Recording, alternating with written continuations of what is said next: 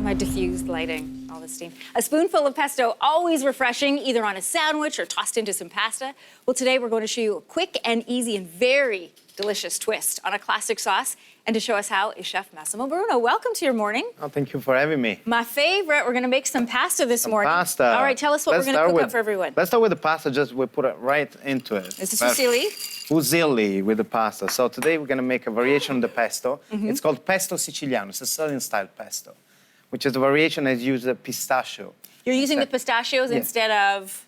Of the pine nuts, because the classic is a pine nuts, cheese, garlic, and basil. Okay, well, let's get started. Yes. I'm excited to try. So we're going to have a little bit of a pistachio. And does it matter if you use salted or unsalted? This is salted, I prefer, but also unsalted works.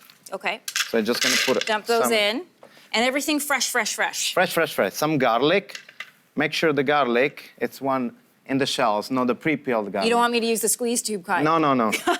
It's against Italian law. Okay. So we're just going to do this like very fast. Yep. And that's it. I like a little bit crunchy too, a little bit more. Yeah, you're saying to use your food processor and not the blender. No, like not the blend, because in the blender, like sometimes all the nuts get stuck in the bottom. Doesn't mix very well. Now we're going to put some tomato, seeded.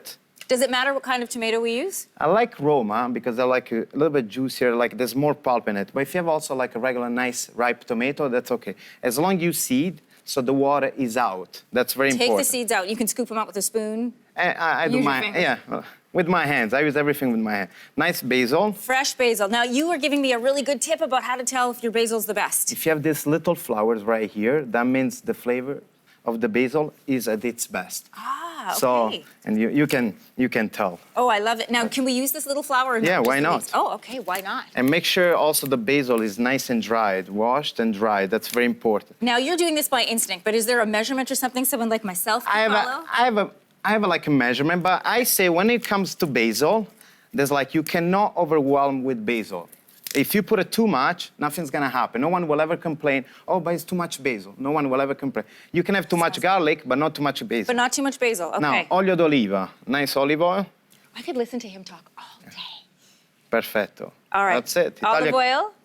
And now we're just gonna pulse this, because if we do it really fast, it will cook the basil and will oxidize and taste a little bit bitter. So you're gonna go pulse. So what happened, it's a little bit rough and the flavor is nice and fresh. Yeah. Particularly this pesto. This takes no time at all. No time. It's a great way also to use the vegetable from your garden. If you have a basil and tomatoes, some people have, I have so many of it, so. All right, so by the time that you get all those ingredients pulsed together, your noodles will be done. Yes, absolutely. So you can really serve it fresh, fresh. Fresh, fresh, done. Okay, so you've chosen fusilli, why? I choose fusilli because I like spiral kind of noodles because it's able to carry like more pesto, more sauce. Grab more of it in there. Yeah, exactly. That's where it goes. And now we have a little bit of a, just turn this. We're gonna put a little bit pesto. I'm gonna give you a nice tip. Okay. How to mix it with pesto. Okay. So this is the one that we just made? Yes. Or a version of it? A version of it. So you're putting this in first? Yes. Ah, why?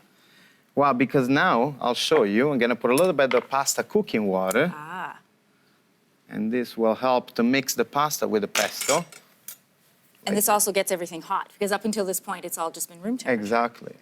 Oh. And also the pesto, the pasta is not very dense with the pesto. When it cools down, sometimes it becomes really dense. In this way, we'll stay nice and moist. Oh, nice and light. That's it. Now we're gonna mix. Is this one of your favorite summer dishes to make, Massimo? Yes, all the time. So when I do come to your house this summer, you can make this for me? Pasta with pesto, you can have so much of it. Maybe I'll make it for you. You can even as a side dish with a grilled fish, put on the bruschetta, you can do so much of it.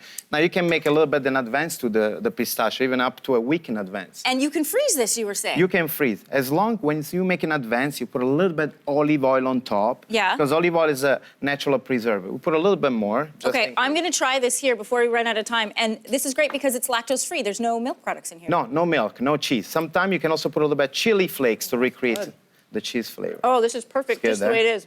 Excuse me, talking with my mouth full. Massimo, we've got the recipe on our website if anybody wants to try it. Absolutely. And I really think you should. Thank you very much. Can you tell everyone to have a good morning in Italian? Yeah. Fate una buona giornata e mettete questo a pranzo. And you're going to cook this for lunch today. I love it. We'll be right back after this.